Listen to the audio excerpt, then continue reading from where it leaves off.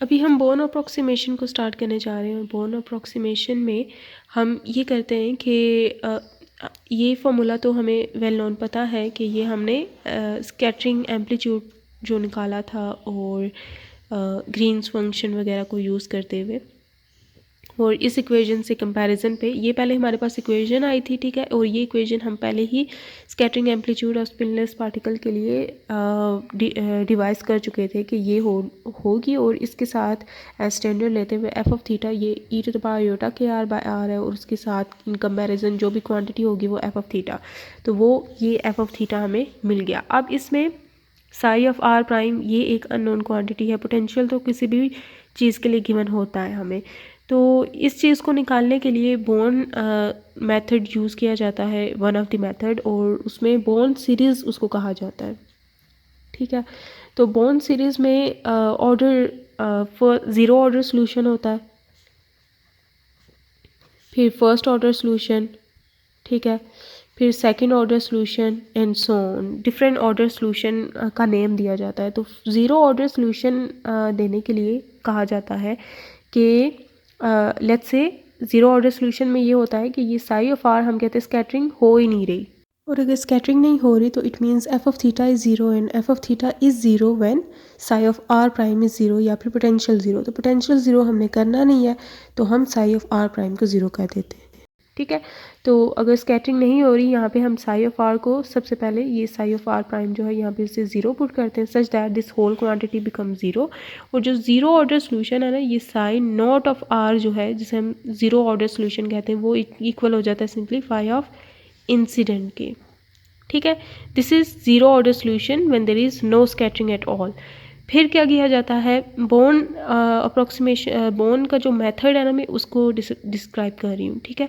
Zero order solution में हम कहते हैं कि स्कैटरिंग नहीं हो रही सच that this function is zero, जो कोई स्कैटरिंग को शो कर रहा है। तो ये ज़ीरो है, तो फिर हमें ये साई ऑफ आर पता चल जाता है कि ये क्वांटिटी पूरी ज़ीरो हो गई, तो ये साई ऑफ आर हमारे पास फाई ऑफ इंसिडेंट के इक्वल आ गया, ओके। फिर सेकेंडली हम क्या करते हैं कि ये जो ज़ीरो ऑर्डर सोल्यूशन है, ठीक है, इसको हम पुट करते हैं साई ऑफ आर की जगह to get the first order solution, ठीक है। ये सेकंड ऑर्डर सोल्यूशन तो यहाँ सबस्क्रिप्ट में ज़ीरो लिखा ना, तो फर्स्ट ऑर्डर सोल्यूशन लिखना है ना, तो हम यहाँ सबस्क्रिप्ट में वन लिखेंगे, और यहाँ पे जो साई ऑफ आर प्राइम है उसकी जगह हम ये साई ज़ीरो ऑफ आर को पुट करते हैं which is sigh of incident. ये हो जाता है फर्स्ट ऑर्डर सोल्यूशन, हमें मिल जाता है ये साई वन ऑफ आर की वैल्यू जो यहाँ पे मिलेगी ना हमें, उसे हम कहते हैं फर्स्ट ऑर्डर सोल्यूशन, या फिर कहा जाता है उसे कि ये बोर्न्स फर्स्ट अप्रॉक्सीमेशन है जो हमने की हुई है, ठीक है। फिर सेकेंड ऑर्डर सोल्यूशन के लिए हम क्या करते हैं कि ये जो साई वन ऑफ आर है, ठीक है, इसे इस जनरल एक्सप्रेशन में यहाँ पे फिर साई वन ऑफ आर जो मिलेगा ना, यहाँ पे उसको पुट करते हैं। फिर ऐसे जो मिलते जाते हैं ना उनको यहाँ पे पुट करते जाते हैं, और हमें डिफरेंट ऑर्डर सॉल्यूशंस मिलते जाते हैं। तो जब पोटेंशियल वीक हो तो ये होता है कि जो हायर ऑर्डर सॉल्यूशंस है ना वो नेग्लिजिबल हो जाते हैं, और सिर्फ फर्स्ट ऑर्डर जो सॉल्यूशन है वो अप्रिशिएबल अमाउंट हमें दे देता है, या अप्रिशिएबल हमें इंफॉर्मेशन दे देता है सिस्टम के बारे में या स्कैटरिंग के बारे में। तो फिर हम ये करते हैं कि सिर्फ फर्स्ट ऑर्डर सॉल्यूशन को कंसीडर कर लेते हैं for weak potentials. First order solution कौन सा है, जिसमें हमने ये psi of R zero order solution put किया था, और zero order solution was psi naught of R is equal to phi of incident. I am telling this details ताकि क्लियर हो जाए माइंड कि बोर्न अप्रॉक्सीमेशन कैसे वर्क करती है। बोर्न सीरीज़ होती हैं, ये इसको सीरीज़ ही कहा जाता है। ये पहला सीरीज़ की पहली टर्म होगी फाई ऑफ इंसिडेंट, जो कि अगर मैं इसे इस तरह लिखूँ, ये टर्म होगी, सेकंड टर्म ये होगी, थर्ड टर्म ये होगी, फोर्थ टर्म, ठीक है, अप टू सो ऑन, ये चलती जाएगी साई एन ऑफ आर, ठीक है, ये सीरीज़ बनती जाएगी। और इस सीरीज़ का जो सम है वो हमें देगा टोटल वेव फंक्शन, जो कि आउटगोइंग वेव फंक्शन होगा साई ऑफ आर, ठीक है। ये कैसे मिलेगी, इसको ज़ीरो पुट करके, ठीक है, इसकी जो वैल्यू आएगी जो कि क्लियरली फाई इंसिडेंट आती है। ये कैसे मिलेगी, ये इसकी जो वैल्यू आई थी उसको इधर पुट करके जो वैल्यू आएगी वो इधर, फिर इसकी वैल्यू क्या मिलेगी, इसकी वैल्यू ये वाली यहाँ पे पुट करके, मतलब इन टर्न पुट करते करते हमें एक पूरी सीरीज़ मिल जाती है सॉल्यूशंस की। तो if the potential is weak this suffices, basically दो टर्म्स जो हैं psi naught of r and psi one of r sufficient to describe the scattering. और यहाँ पे मैंने साई वन ऑफ आर को सिर्फ क्यों मेंशन किया है, मतलब सर्कल किया है, द रीज़न इज़ के जो साई नॉट ऑफ आर है उसमें हमने देखा था कि एफ ऑफ थीटा ज़ीरो होता है। तो हम यहाँ पे जो प्रोसीड करेंगे वो एफ ऑफ थीटा की वैल्यू होगी ना, तो दैट इज़ वाई मैं एफ वन ऑफ थीटा को लेके आगे चलूँगी, क्योंकि एफ नॉट ऑफ थीटा जो कि ज़ीरो ऑर्डर सोल्यूशन में था वहाँ पे स्कैटरिंग नहीं हो रही थी, f of theta was zero there. So f one of theta को प्रोसीड करेंगे in which psi of r will be psi naught of r, वही इंसिडेंट वेव फंक्शन पुट करेंगे उसके इंटीग्रल के अंदर जो साई ऑफ आर है उसमें। ओके, दिस इज़ सफिशेंट हमें इंफॉर्मेशन देने के लिए। तो हम सिर्फ फिर ये वाला केस ले लेते हैं जिसमें हम यहाँ पे फाई ऑफ इंसिडेंट पुट कर रहे हों, ज़ीरो ऑर्डर सोल्यूशन यहाँ पे पुट कर रहे हो। तो और हमारा मकसद साई वन ऑफ आर नहीं है, बल्कि ये स्कैटरिंग एम्पलीट्यूड है, ठीक है, स्कैटरिंग एम्पलीट्यूड जो इस क्वांटिटी को छोड़ के आ रहा हो, ठीक है। तो ये एफ वन ऑफ थीटा जो है, ये साई वन ऑफ आर था ना, एफ वन ऑफ थीटा इसके करस्पॉन्डिंग क्या हो जाएगा, जिसमें हम ये ज़ीरो ऑर्डर सोल्यूशन पुट करेंगे। Zero order solution is phi incident. Okay, so Bohn's first approximation is when we put zero order solution into this, तो ये हमें scattering amplitude देगा, first order scattering amplitude, और this is Bohn's first approximation। तो अभी इसमें मैं ये phi of incident पुट करती हूँ in next page। तो ये हमारे पास फॉर्मूला था और इसकी फर्स्ट अप्रॉक्सीमेशन में यहाँ पे हम ज़ीरो ऑर्डर सोल्यूशन पुट करेंगे, and zero order solution here is phi of incident of R prime के फंक्शन में है, तो ये हम जानते हैं कि ये हमारा फंक्शन था, ठीक है, प्लेन वेव। तो इसमें जब वीक पोटेंशियल्स होते हैं तो जो आउटगोइंग वेव होती है वो इतनी ज़्यादा डिस्टर्ब नहीं होती, मतलब वो ऑलमोस्ट प्लेन वेव ही रहती है। तो फिर इसको हमने अप्रोक्सीमेट कर दिया बाय प्लेन वेव सोल्यूशन, इसको इस तरह से भी हम कह सकते हैं। तो ये फिर ये जो तुम्हारा minus iota K dot R was already there, तो ये अयोटा के आर वाली मैंने डायरेक्टली यहाँ पे इसके साथ ऐड कर देती हूँ, क्योंकि दोनों एक्सपोनेंशियल हैं, basis are same, so they will be add up, their powers will be added up. और ये तो हमने इसकी वैल्यू पुट कर दी। तो ये माइनस इन्फिनिटी टू इन्फिनिटी है, वॉल्यूम इंटेग्रल है ये, ठीक है। और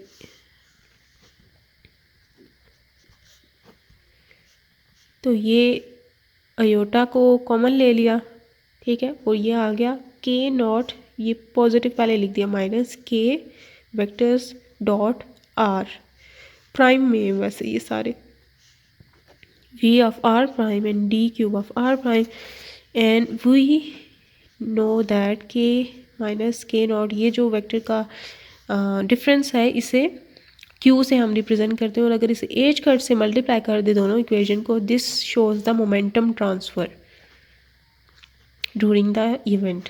जो मोमेंटम ट्रांसफ़र हुआ है ना पोटेंशियल या इंट्रैक्शन की वजह से जो मोमेंटम चेंज हुआ है सिस्टम का, मतलब वेव फंक्शन का जो स्कैटर हुआ है, ठीक है, उसका जो मोमेंटम चेंज हुआ है वो ये Q को अगर एज कट से मल्टीप्लाई करें, क्योंकि momentum is h cut time some wave vector, ठीक है, तो इस वजह से तो ये Q इसकी जगह आ जाएगा।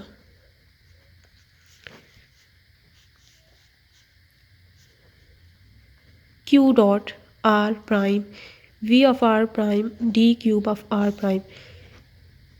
इस सारे में हमने ये अजम्पशन ली कि पोटेंशियल V इज़ वीक, या फिर हम कह सकते हैं कि जो इंसिडेंट पार्टिकल्स थे their energy was very greater than the potential, ठीक है, उनकी एनर्जी बहुत ज़्यादा थी। तो जिन पार्टिकल्स की एनर्जी बहुत ज़्यादा होती है उनकी स्कैटरिंग बहुत कम होती है, जैसे हम गैमा रेज के बारे में देखते हैं कि they travel in straight path, क्योंकि they are very less affected, they are very less scattered, ठीक है। तो ये भी हम कह सकते हैं इन अदर वर्ड्स कि पोटेंशियल वीक था, या फिर हम कह सकते हैं कि that incident particle were very energetic, ठीक है, उनकी एनर्जीज मेगा इलेक्ट्रॉन वोल्ट में आ रही है, 8 mega electron volt, 4 mega electron volt. Low energy कब होगी? Low energy when they are like 8 kilo electron volt, this is 10 to the power 3 and this is 10 to the power 6, okay, तो if incident particle are very energetic plus, या फिर हम कह सकते हैं या फिर कि पोटेंशियल इज़ वेरी वीक, तो दोनों स्टेटमेंट्स के केस में हम ये अप्रॉक्सीमेशन यूज़ कर सकते हैं।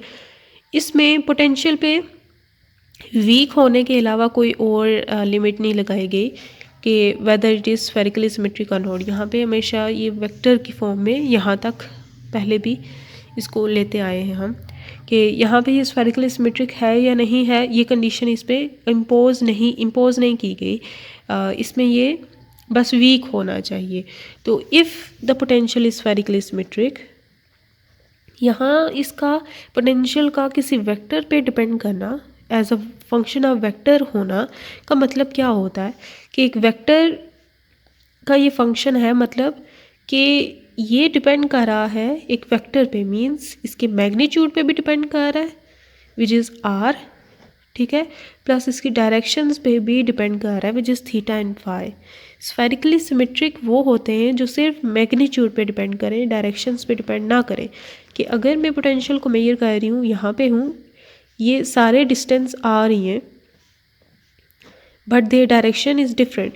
इसका थीटा 1 है, इसका थीटा 2 है, इसका थीटा 3 है, फाई भी डिफरेंट। ओके, तो अगर स्फेरिकली सिमेट्रिक है पोटेंशियल, तो यहाँ पे भी पोटेंशियल की वैल्यू v होगी, यहाँ पे भी v, यहाँ पे भी v, यहाँ पे भी v, if it is spherically symmetric. But if it is not spherically symmetric और ये वेक्टर पे डिपेंड कर रहा है, तो इट मीन्स यहाँ पोटेंशियल डिफरेंट होगा, यहाँ पे डिफरेंट, यहाँ पे डिफरेंट एंड यहाँ पे different, because theta is different there.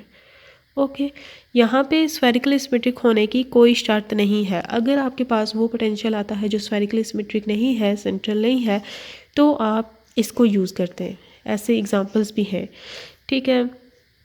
और अगर वो स्फेरिकली सिमेट्रिक है, देन आप एक और फॉर्म में इसको रिड्यूस कर सकते हैं। वही क्विज़ में भी आई थी, तो हम वही अभी यहाँ से नेक्स्ट कंटिन्यू करने जा रहे हैं, जिसमें हम वी ऑफ आर को, वी ऑफ आर वेक्टर में ये था, तो इसको आर में चेंज करेंगे और इसे कहेंगे कि ये स्फेरिकली सिमेट्रिक है, and if it is spherically symmetric we can use spherical coordinates here. Spherically symmetric अगर केस हमारे पास आ गया है, तो स्फेरिकल कोऑर्डिनेट्स हेल्प्स अस। और यहाँ पे हम डी क्यू बार जो ये वॉल्यूम इंटेग्रल है, इसे स्फेरिकल कोऑर्डिनेट्स में एक्सपेंड करेंगे अभी। तो अभी मैंने इसमें ले लिया है अजम्पशन कि it is spherically symmetric, so I am taking here as R prime naught as a vector. तो ये हो गया। अब डी क्यूब आर जो है, ये जो इंटेग्रल होता है D cube R volume integral in spherical coordinates, it is equals to R square D R D theta D phi sine theta and 3 more integrals, जिसमें आर लिमिट्स होती हैं 0 to infinity, theta limits होती हैं 0 to pi and phi limits होती हैं 0 to 2 pi. Okay, and we can see here कि यहाँ पे कोई भी फाई डिपेंडेंस नहीं है। ओके, तो फाई डिपेंडेंस नहीं है, so we can we can solve the phi integral here. 0 to pi ये थीटा लिमिट्स हैं, ठीक है, sine theta D theta is there, और ये 0 टू इन्फिनिटी जो है ये आर का है, और ये इस तरह। तो इसकी जगह हम 2 पाई लिख देंगे सिंपली इसकी इंटीग्रेशन। तो हम ये जो इंटेग्रल है इसकी जगह अब ये वाला इंटेग्रल रिप्लेस कर देंगे इन स्फेरिकल कोऑर्डिनेट्स, क्योंकि ये है।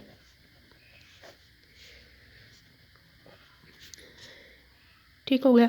तो इसमें अब ये जो क्यू डॉट आर प्राइम है, तो इसको भी हम लिखेंगे Q are prime cos of theta, ठीक है, iota Q are prime cos of theta. ये चूज़ करते हुए कि लेट्स से जो क्यू है, मोमेंटम ट्रांसफ़र है, वो जी डायरेक्शन के अलोंग है। तो in spherical coordinate Z direction के साथ किसी भी वेक्टर का एंगल, जो कि यहाँ पे आर प्राइम है, क्योंकि ये cos of angle between Q and R देखा जाता है ना, तो कोई भी वेक्टर है तो उसका एंगल भी थीटा ही होगा। तो जनरलिटी इसमें डिस्टर्ब नहीं होती, तो हम ये कर सकते हैं। तो ये iota Q are prime cos theta, इसको इंट्रोड्यूस कराने की वजह ये इंटेग्रल में भी इन्वॉल्व होगा, इसकी इंटीग्रेशन में यहाँ पे तब। और इसमें आर भी है, तो ये जो आर यहाँ पे आ रहा है ना, इसकी भी होगी इसकी जगह। तो ये इधर आर प्राइम है हम सारे, तो ये जो आर हैं ये सारे आर प्राइम में लेंगे, ठीक है। अब ये इसकी जगह हम वहाँ पे रिप्लेस कर देते हैं। तो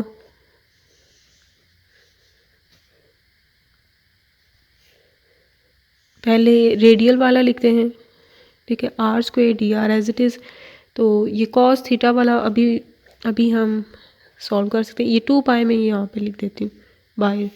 तो 0 to 2 pi sine theta e to the power iota Q R prime cos theta D theta आ चुका है। एंड ये 2 pi cancel and it is minus mu by h cut square 0 to r prime square, ये मैं prime को ठीक हो गया। तो अब इसमें हम कर सकते हैं कि जो साइन थीटा डी थीटा है, इसको अगर डिफरेंशियल में मैं लिखना चाहूँ तो डिफरेंशियल ऑफ कॉस थीटा जो है वो इक्वल होता है minus sine theta D theta. ठीक है, डिफरेंशियल अगर अप्लाई करें, या फिर ऐसे भी इसको देख सकते हैं कि D by D theta of cos theta is equal to minus sine theta. तो डी थीटा उधर में ले जाऊँ तो D of cos theta would be equal to minus sine theta D theta. तो ये भी हम कह सकते हैं। तो ये यहाँ पे अगर नेगेटिव में बाय ले आऊँ, ठीक है, और इसे मैं साइन थीटा डी थीटा को एज लिख सकती हूँ differential of cos theta. Negative को मैं बाय ले आती हूँ तो ये ऐसे नेगेटिव और e to the power iota Q R prime cos theta and here it is D of cos theta such that कि ये ऐसा ही है जैसे इसको मैं अगर x लिख दूँ कि x यहाँ पे dx और ये iota Q R prime x है। ठीक है, एज x ट्रीट कर दूँ इसे, वैसी ही इसकी मुमासलत है और ये माइनस प्लस कर देगा इसको। तो ये फिर एक्सपोनेंशियल फंक्शन का जैसे डेरिवेटिव लिया जाता है वैसे ही हम लेंगे divide by iota Q R prime because cos theta is here the variable और ये सारा एज कांस्टेंट ट्रीट होगा। तो ये 0 to पाई तक इसकी लिमिट ऑफ इंटीग्रेशन।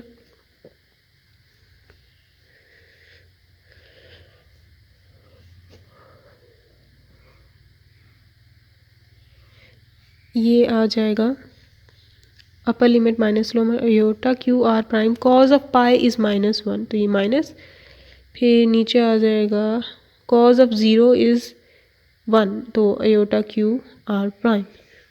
ओके, तो ये minus mu divide by H cut square, Q को मैं बाहर ले आती हूँ क्योंकि क्यू पे इंटेग्रल नहीं है, आर पे है। ये आर प्राइम स्क्वेयर और एक ये आर प्राइम स्क्वेयर कैंसिल हो जाएंगे। ये आयोटा में इसके नीचे लिखूँगी और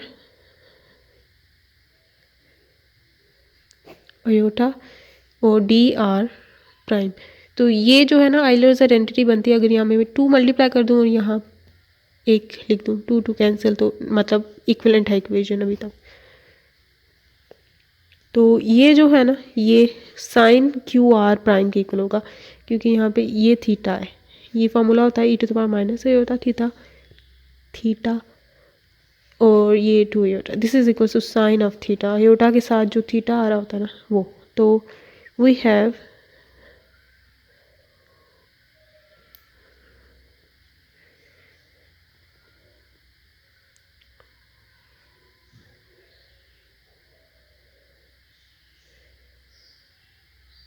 आर प्राइम बच गया 2 sine Q are prime D R prime, this is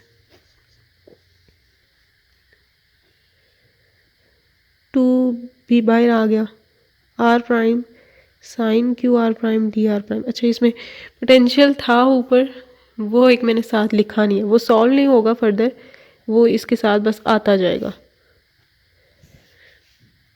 वो उसको बस साथ में लिख लेना, ये एंड पे पोटेंशियल भी आएगा।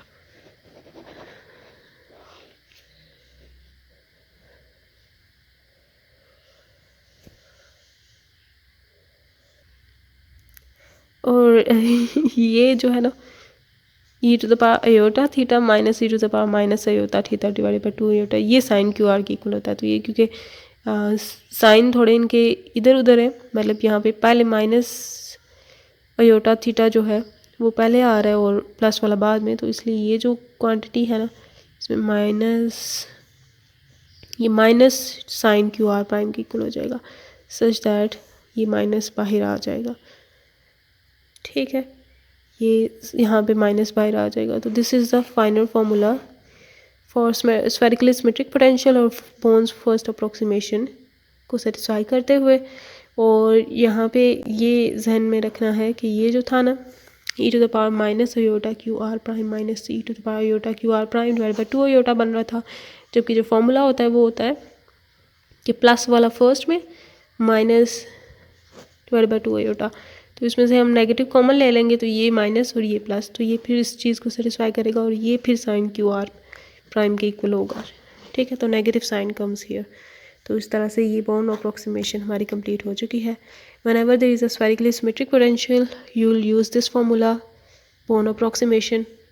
ठीक है, और स्फेरिकली सिमेट्रिक के लिए ये फार्मूला भी वैलिड है।